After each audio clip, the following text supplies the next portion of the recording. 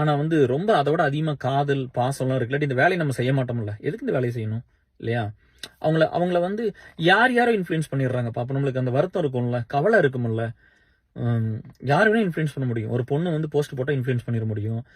ஒரு செலிபிரிட்டி பேசினா இன்ஃப்ளூயன்ஸ் பண்ண முடியும். ஒரு கிரிக்கெட்டர் பேசினா இன்ஃப்ளூயன்ஸ் பண்ண முடியும். ஒரு அவங்க எல்லாமே இவங்களை மிடில் கிளாஸ் இன்ஃப்ளூயன்ஸ் பண்ணி அவங்க நல்லா வாழ முடியும். ஆனா இது உங்களுக்கு புரியவே மாட்டேங்குது. மிடில் கிளாஸ்ங்கிற ஒரு பெரிய பாப்புலேஷனு.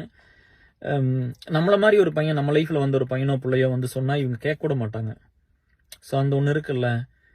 அவங்களோட இருக்கிறவங்க எப்பவுமே கொஞ்சம் தப்பா தான் பண்ணுவாங்க, கொஞ்சம் நல்லது பண்ணுவாங்க. ஆனா நீங்க பார்க்க முடியாத ஒருத்தர் வந்து நீங்க ரீச்சே பண்ண முடியாதவங்க வந்து அவங்க என்ன பண்றாங்கன்னு நம்மளுக்கு தெரியாது இல்லையா? அதனால அவங்க எல்லாம் கடவுளாலாம் பார்க்க வேண்டிய அவசியம் இல்ல. சரிங்களா? அவங்க உங்க சொசைட்டியே இல்லையே. இப்போ உங்க சொசைட்டிங்கிறது உங்களோட ஊடுருவி ஒருத்தர் இருக்கணும்ல. உங்களோட ஒண்ணா இருக்கணும்ல. உங்க பிரச்சனை தெரியணும்ல. வந்து நிக்கணும்ல. உங்களுக்கு என்னன்னு கேட்கணும்ல. முடியாத டைம்ல சொல்றேன். சரியா? முடியாத டைம்ல வந்து நின்னு ஏதோ ஒண்ணு பண்ணி